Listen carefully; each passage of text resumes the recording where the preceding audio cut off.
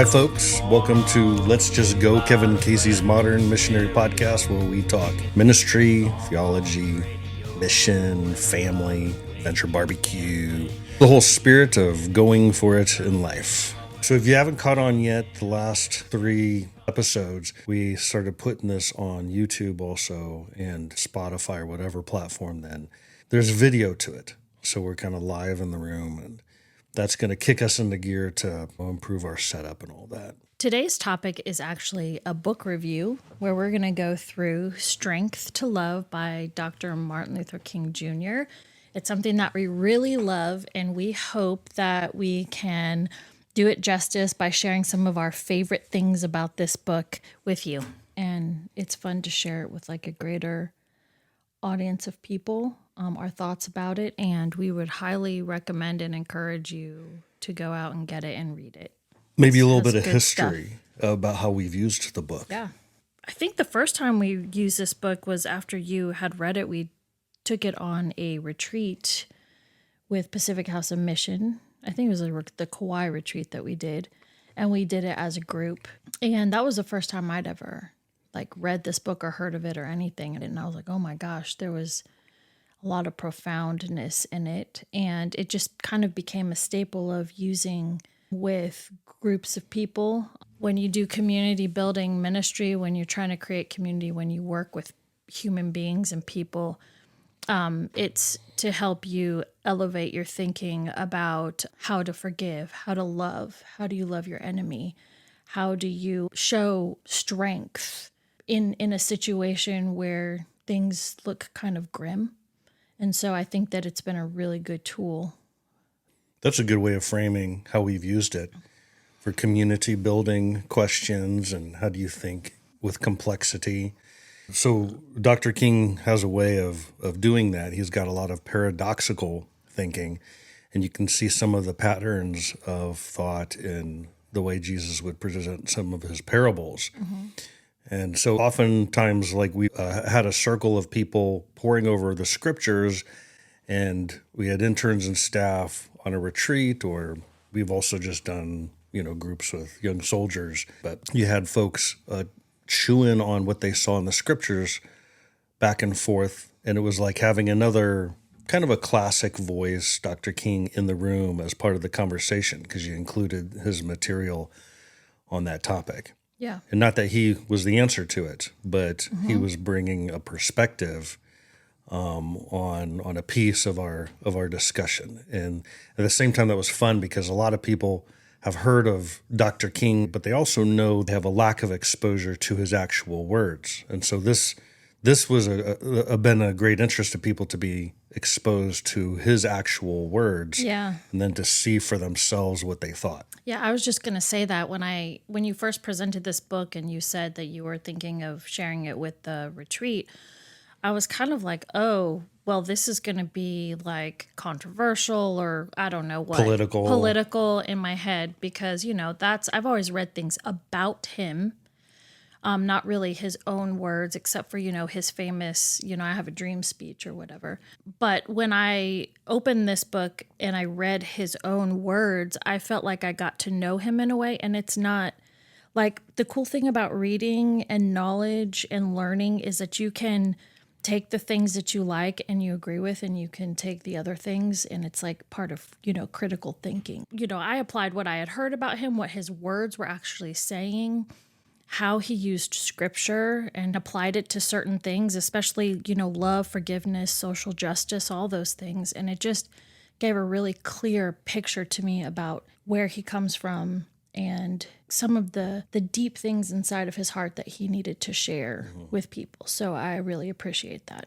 Yeah, and my introduction to Dr. King was especially from my seminary work.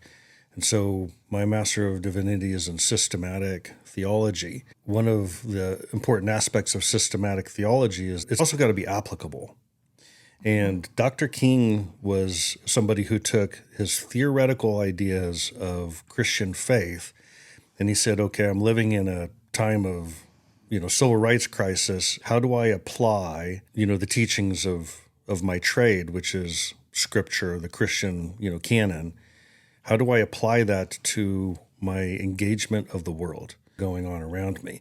So that's called practical theology. There's like a bridge between theory and practice, and he explored that.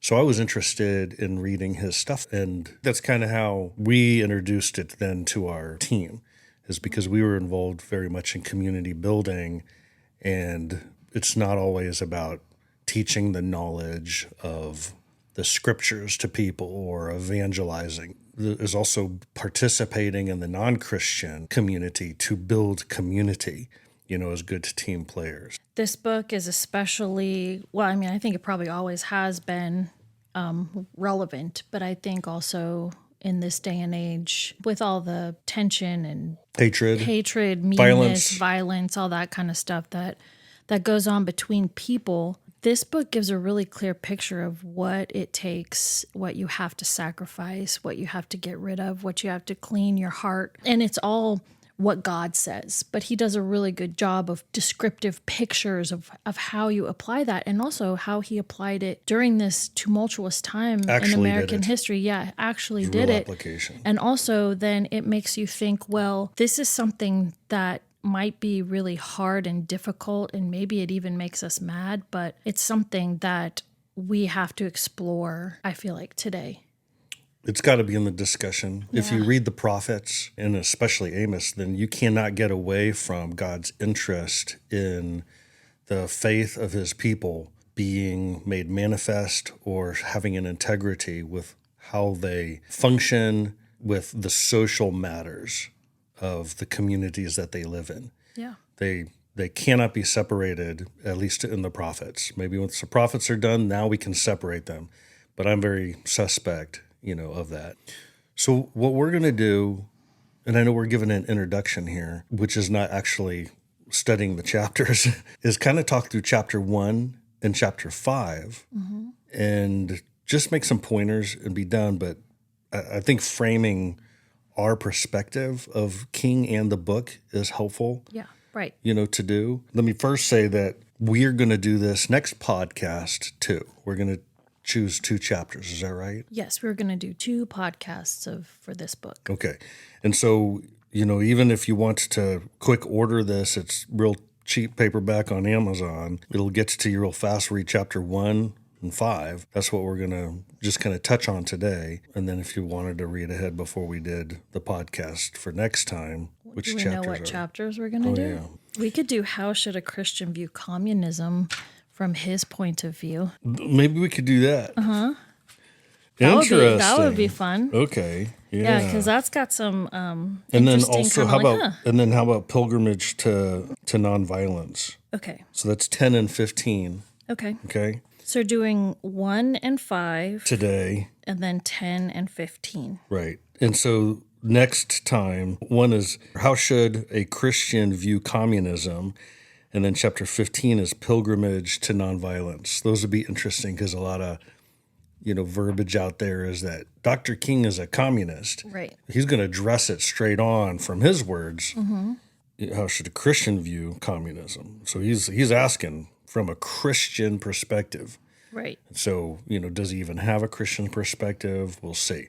But then the other one, the Pilgrimage to Nonviolence, what he does is he talks about how did he get to his type of thinking. We're going to see that he was raised in a very right, fundamentalist, conservative, Republican household of Christian ministry. And through some of his education, very quickly moved to a liberal perspective and holding of Christianity. And then as he researched more, he was like, this is worse. And he swung to the right again, and he kind of did this pendulum back and forth a little bit. I think that's fair. A lot of people do that. Right. Yeah, when they're exposed to... Yeah, I'm not saying right or wrong. I'm just saying that he helps you see what he was thinking. Right. Yeah. And the thinkers that molded and shaped him. And then you kind of wonder, okay, how did he end up? I mean, just taking a look at that might be, helpful for people. Yeah.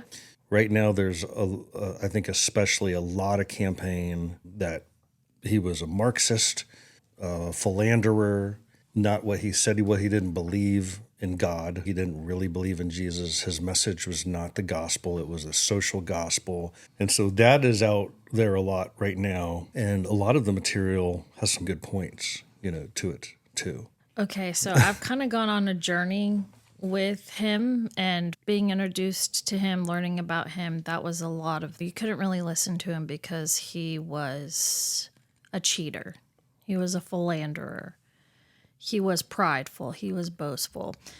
But I listened to this podcast. I don't know, it might be a conspiracy theory type thing, but it went through his whole trial. It was about, who really killed him. What it went through a lot was how much the FBI and the government was on his back.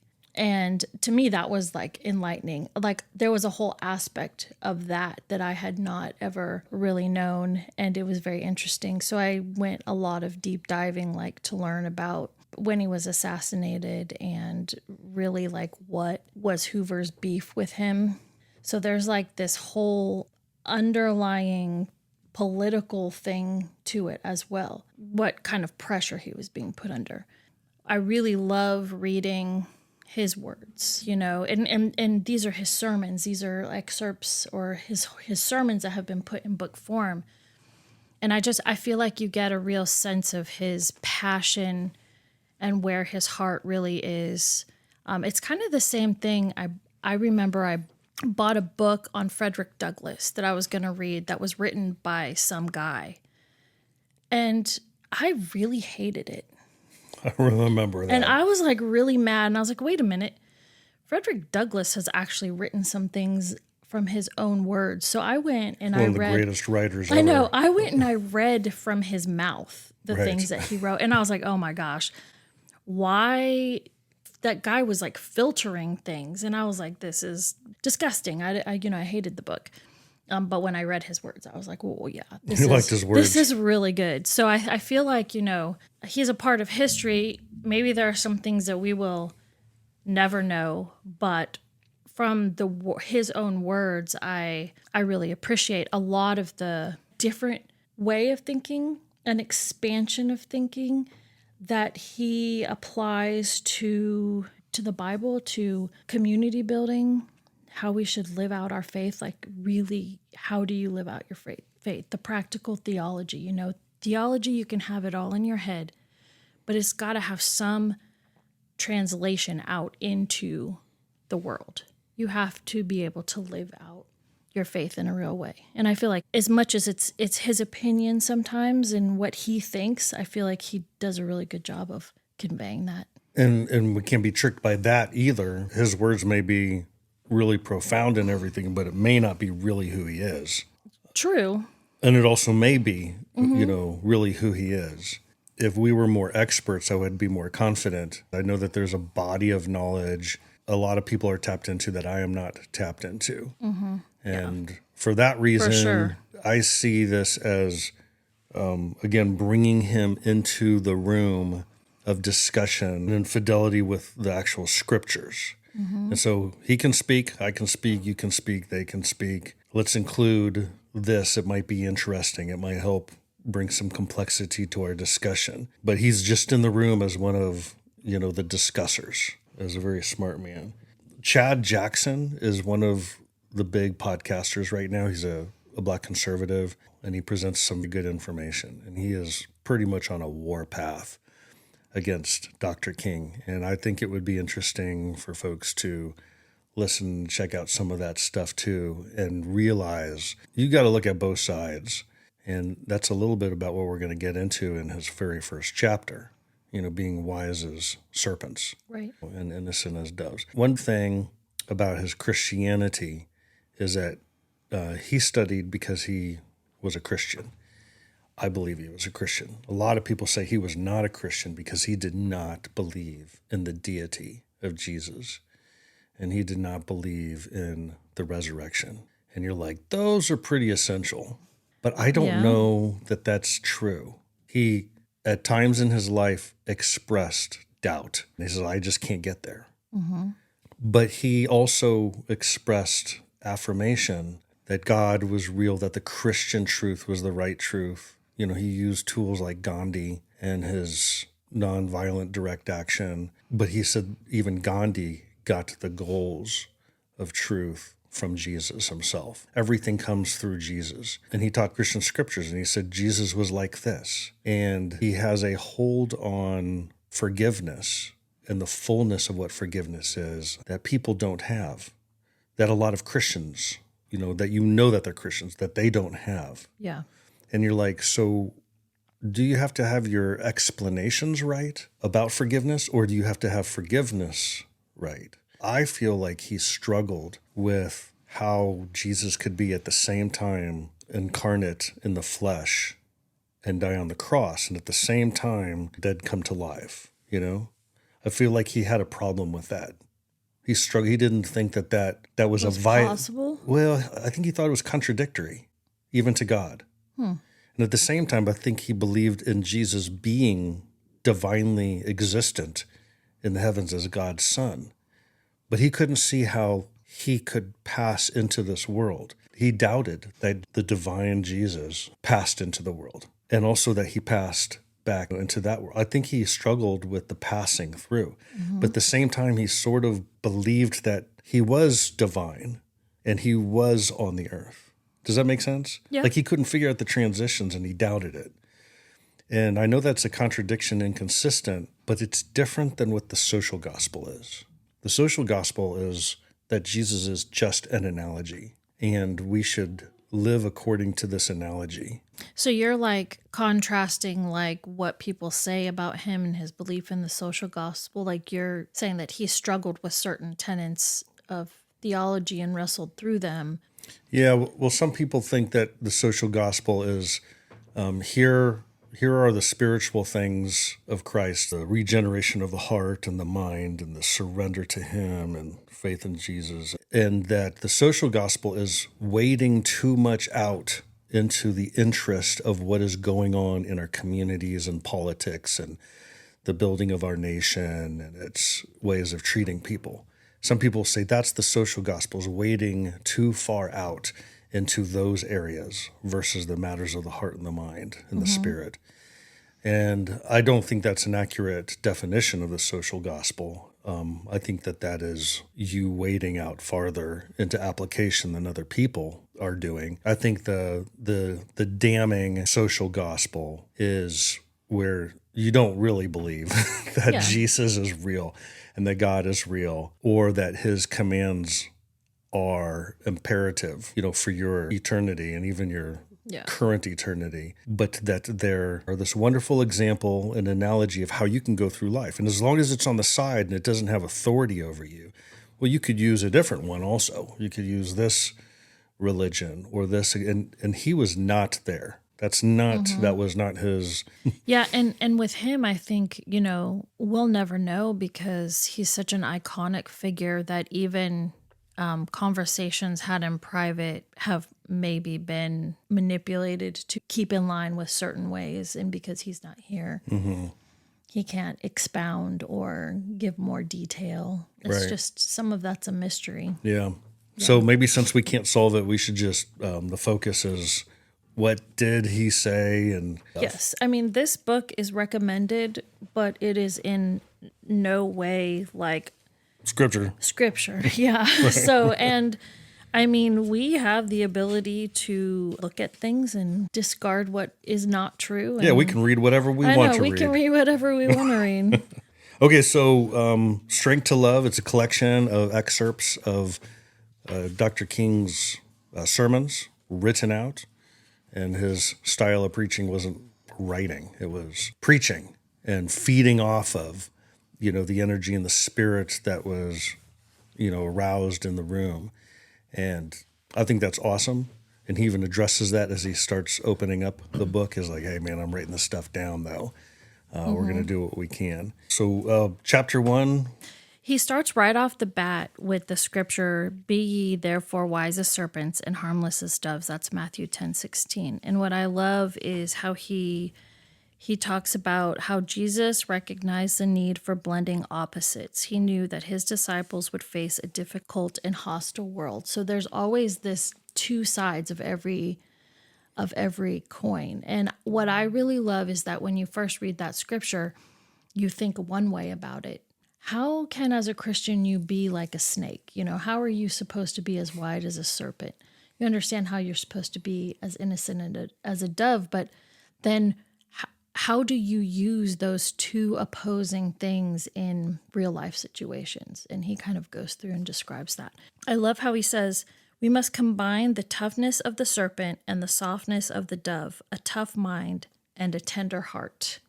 So you have to have a tough mind, and then you also have to remember, because a lot of times that toughness sometimes makes you have a tough heart, which it's the wisdom, I think, that you gain in situations where your heart can stay tender. Yeah, I think that's noticeable right off the bat in this chapter, is that he's taking two seeming opposites from this passage. You are to be wise as serpents and innocent as doves. And in the book, he calls it a formula for action. Mm-hmm. And so this is about defeating evil. And you got to be wise as serpents and innocent as doves. And he even talks about, this is in the context of, Matthew 10, where Jesus sends out his apostles to do the things that they watched him do. And he gives this whole explanation of it's going to be complicated. Mm-hmm. You're supposed to go out there and you're supposed to encourage people with the loving fact that the kingdom of heaven is near. And we're out to rescue hearts and all that. But at the same time, brothers are going to be turned against brothers, sisters against sisters. People are going to be liars. They're going to be betrayers. It's going to be nasty. And he's giving them a formula for action. Yeah. And I like the way you put it, is that it is easy to hold on to one of those thoughts. And you're like, I like that. I really like the idea of being tough-minded, of being serpent-level clever or wise, until you think about the other one and you're like, we should be tender-hearted. Mm-hmm. And you leave the one thinking and you go to the other one. But the formula for action, it's like he's training them to be more complex. That there's like layers to things. There's layers. There's humans are existential. They exist very complex, and you're entering into the real world of the complexity of their personage. You've got to be tender-hearted, and you've got to be tough-minded. And you also have to learn how to be both of those at the same time. Yeah. And for me, that's what drew, this chapter drew me to think about some of our leaders and the development of them is we cannot be babies. Right. We've got to be able to do both of those things without letting go of the other. And if we do, we will not conquer evil. We will not do it. Yeah. I mean, throughout our time doing ministry, we've seen people who have been completely hard-hearted, which creates toxic environments, who have been so soft that they can't stand up for themselves or for evil. A right position in something. Yeah. Yes, and that allows, evil to exist. But the one thing I also really love is that as King goes on, the way that he shows you what a tough mind is he actually explains what a weak mind is. Yeah. And so by giving you a description of what being weak-minded is, I feel like you can really relate to that. You're like, oh yeah, ooh, That's right. This is why you have to have a tough mind. Right. And you're like, oh yeah, the tough-mindedness, that's why it's important, is he shows you the flaw. That's really good. Weak-mindedness. Because when you think of, well, should I have a tough mind? You're like, yeah, I'll take that also. That's like an extra. It's kind of like a bonus on all the other good or okayness that you've got. But he's like, that's not, if you don't have a tough mind, then you do have a weak mind. Right. And if you have a weak mind, let me tell you what happens. Right. And so now you realize you have to have a tough mind. It's where the problem comes into existence, weak-mindedness. That is the entry point of evil. If you don't have a plan to be tough in your mind, then that is going to be the attack point of that which is very planned out and schematic out there and is evil. Mm-hmm. That's how it's going to come. It's going to look for soft ground. Yeah. And I think one of the things that strikes me, he points out, is how much evil is propagated through weak-mindedness. Yeah. And it's like, well, I didn't do anything wrong, or my heart was in the right place, but you were in a position of great authority and influence, and you were the door that just opened up and let, stuff come in. Right. And that creates, you are a participant in the largest amounts of evil that happen, all while your heart is tender. Mm-hmm. All while you have and so you start to see in this chapter, there's this two-layered complex inclusion of both extremes, of both assets that you have to have in order to actually be a person who is stopping evil. Mm-hmm. Right. And now you're stuck with all these people who are operating off of bad information, but their hearts are right. If they were operating with good information, they would save the world. But they are operating off of bad information. They're not as wise as serpents. They have not guarded that appropriately. And though their heart's going to be judged as good, they're going to be the facilitators of massive amounts of evil and pain. Right. And you're like, that is a different perspective than our soft-hearted American or bleeding heart theology. Yes. And I think, in anything, including the church, you have strong-minded and you have weak-minded. And the weak-minded can be, led astray in anything. It's not just in politics or in society. It's also in religion. It's in all kinds of different ways. Some of the things he points out is he talks about people's gullibility. And I found this paragraph to be interesting because it really applies to today, but it says this unique gullibility is also seen in the tendency of many readers to accept the printed word of the press as final truth, which is not necessarily true, but you're skeptical of everything now. Yeah. Few people realize that even our authentic channels of information, the press, the platform, and in many instances, the pulpit, do not give us objective and unbiased truth. Few people have the tough-mindedness of mind to judge critically and to discern the true from the false, the fact from the fiction. Our minds are constantly being invaded by legions of half-truths, prejudices, and false facts. One of the great needs of mankind is to be lifted above the mores of false propaganda. I feel like that's boom. There can be a whole series of true facts that are given, but they are arranged in such a way that the whole sense and meta-narrative is a particular story. Mm-hmm. So you can have all sorts of true information, but it's arranged in portions that are not really as weighted to what's going on. And then that false weighting of those facts gives you a false conclusion of what's going on. Yeah, and he also talks about soft-mindedness, embraces all kinds of superstitions. It invades religion, and it's why religion has sometimes rejected new truth with dogmatic passion, which I think is an interesting point. But anyway, I just feel like the time period that he's living in, I think what he's trying to get people to do is wisen up and also not be deceived by all of the messages that are being thrown out there, because places of authority actually during his time were actually propagating racism. Yeah. And he's like, you need to think for yourself about this. Just think about it. At the same time, he takes a look at the other side of it, which is a tender heart. There's some real smart people out there. They got all the facts. They know how to break things down, but no outpouring of love that links him with the mainland of humanity. There's a loss of intelligence that happens when you have a lack of a tender heart. You have lost the ability to be creative for the sake of souls being saved. I think that was one thing that really stood out in his effort with nonviolent direct action, is that he wanted to see the persecutor experience saving. And he believed that the people who were being persecuted and trampled down in injustice, that their destiny was inextricably tied to the destiny of those who were putting them down.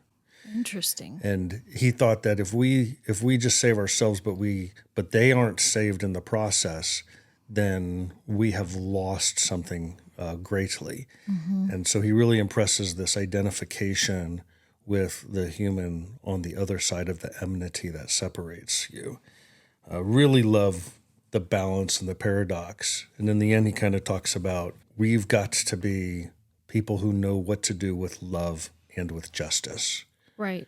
I think about in the Bible, having a hard heart is actually equated to like not being able to love. It's like you have replaced love with something else. It also, I feel like it shuts down your conscience. It shuts down wisdom. There's something about having that tender heart that can be molded that allows for you actually to utilize your tough mind in like you said, a really creative way. That's really important because they have to work together.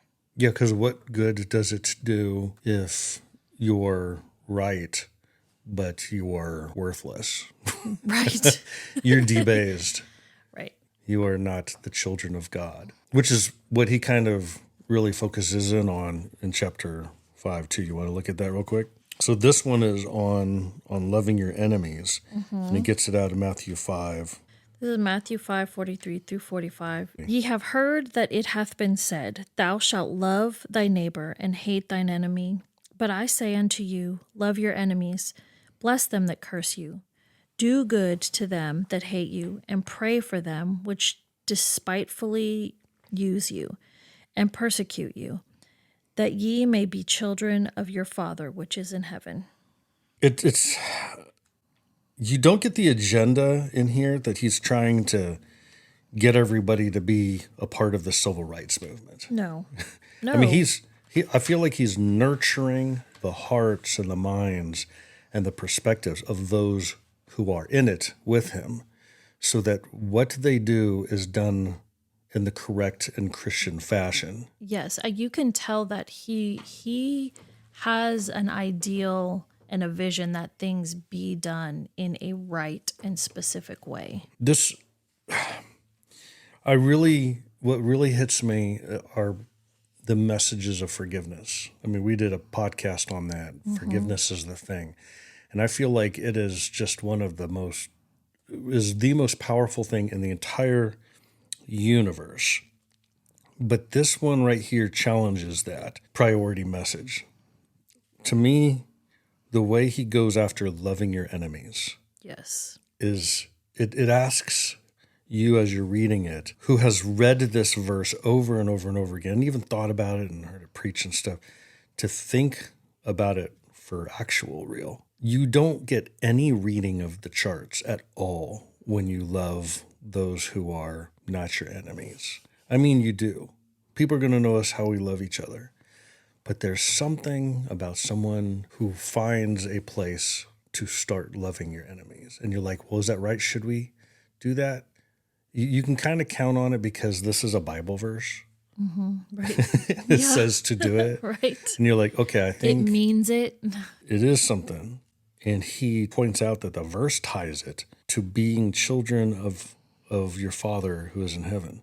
And I think that's interesting is what is the characteristic of the children of the Father who is in heaven? And you can come up with different characteristics. But in this verse, it is those who are going to love their enemies, to bless those who curse you. And how can you love people who open and insidiously seek to defeat you? And then he really kind of makes you go into feeling that and then asking you, are you wanting to be a part of this or not? Yeah, that's a good way to put that. He does a good job at pointing out to what we naturally gravitate towards. Like he says, upheaval after upheaval has reminded us that modern man is traveling along a road called hate, in a journey that will bring us to destruction and damnation. Far from being the pious injunction of a utopian dreamer, the command to love one's enemy is an absolute necessity for our survival. Love, even for enemies, is the key to the solution of the problems of our world. Jesus is not an impractical idealist. He is a practical realist. I feel like he just is not going to embellish or whatever. He's like, this is, you have to do this. This is like an imperative in order to go anywhere. It's similar to how you pointed out in the first chapter, that in telling people what a tough mind is, he really relates to, well, if you're not that, what if you have a weak mind? What does that do? Mm-hmm. He kind of does that in this one too. Yeah. Is you should love your enemies, but so if you're not doing that, what's happening when you're hating them instead? And how it works against you more than anything. On 48, he talks about hate corrodes the personality. Mm-hmm. It eats away its own vital unity. It makes your character schizophrenic. You know, hate destroys a man's sense of values and his objectivity. And it causes him to confuse the true, with the false. He talks about in here, your enemy is not as bad as the thing you hate him for. There's more to him than that. And so you overdo it. Mm-hmm. And all of you yourself become manipulatable. Manipulatable? Yeah, it makes you manipulatable. Whatever. Right. Yeah, so we talk about this sometimes, but when you are filled with hatred, you are easily manipulated. When you are consumed with it. It's the only thing you can see. It's becomes your lens in which you see everything. And he pinpoints that what we're really dealing with is not the enemy, it's the enmity. He says, the meaning of love is not to be confused with some sentimental outpouring. Love is something much deeper than emotional bosh. Perhaps the Greek language can clear our confusion. At this point, he goes in to talk about the difference of the types of love. But I do think that we as a society have given up real love for the feeling of love. Because love, being a part of a strong mind and a tender heart, being as wise, you have to do tough things when you really, really care and love something or love it. You got to be willing to do hard things for it. If you're only loving for the feeling and there's not any sacrifice in it, then that's the opposite of the kind of love that people seek out. Yeah, in many ways he uses the paradoxical where you got to have both from the first chapter to apply it to loving your enemies or dealing with your enemies. Right. He tries to take that same wisdom and can make it consistent in how you go about dealing with your enemies. Yeah, it's where the rubber meets the road, because you're oh yeah, well, okay, so I can have a tender heart and be wise. And then it's let's start talking about our enemies. Yeah. And, it's not just the football team that you don't like. It's real people, people that are in your face. He sort of talks to his civil rights congregation, or his following on the bottom of chapter 50. He goes, this does not mean that we abandon our righteous efforts. With every ounce of our energy, we must continue to rid the nation of the incubus of segregation. And he talks a lot about being actually, militant in his stance, not militant as in physically violent, but in your face, aggressive, non-relenting, even opposing laws that are unjust and that are clearly destined to be overturned to proper laws. But in the middle of that, he says, but we shall not in the process relinquish our privilege and our obligation to love. So many people that say stuff like that. I hear with venom from her lips, Nancy Pelosi, trying to convince us that she loves and prays for her enemy. And you're no one believes that. There's no one. And so he's not doing that here. He's actually trying to fully fathom what it really means and what it's going to cost us. And he says, while abhorring segregation, we shall love the segregationist. This is the only way to create the beloved community.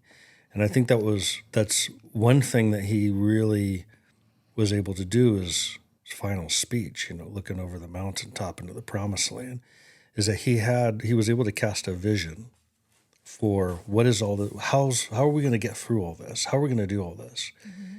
And he talks about this vision of the beloved community, but I think also being children of our Father who is in heaven. How do you know that somebody is a child of God, one of the children of heaven, is they have learned how to love their enemy. I was going to say, but this was a real piece of contention, though, because, his wasn't the only movement that was going on during the civil rights time. Right. I feel like this is one of the sticking points of, other movements that arose, is because I don't know if they felt like they didn't need to forgive the people who were inflicting, or if theirs was more like, let's lay down the hammer first, let's stand up first, and then we'll deal with the caring and the loving and the building after. Mm-hmm. But, King's was this progression of, we're going to love stronger than the people who are oppressing us. Mm-hmm. We are not going to be violent. But there was a different mindset of some people during that time. Yeah, and that's where a lot of he was not actually a pacifist. He believed in the nonviolent direct action to be carried out in America, where there was this underlying Judeo-Christian value in the whole population, whether people were Christians or not, so that when injustice was committed against people who were doves, then it would arouse that Judeo-Christian value that was latent in everybody. And so he understood that there's another society in the world that doesn't have that thing that can be appealed to.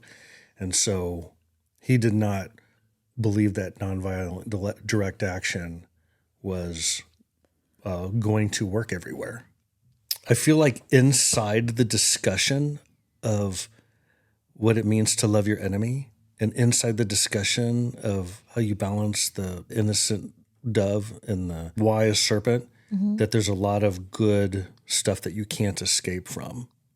Yes. He hits paradoxical things that you must grapple with over the scriptures, and then take a peek at what's going on in the world around you and ask how it applies. So even if his conclusions are wrong, there's a piece of his thinking that we can get some good stuff from. And at least for those two chapters, I don't think that his conclusions are wrong. There are things that ring true. Like the scripture he uses, those are tough ones that you really need to think about and think through what those things mean. And I love his description of the application of those things too. They have so much truth in them that you can't really escape from it. It's good stuff. Good. Did we do it? We did it. All right. Next time, we're going to look at this book again. That'd be cool if you got the book real quick, checked it out, read chapter 10 and 15. You could probably even download it on a device to get it quickly. And if you send a comment about it or a text, we will definitely mention it. Yep. It'd be fun. Okay. Well, we'll catch you guys next time. Peace out. Bye.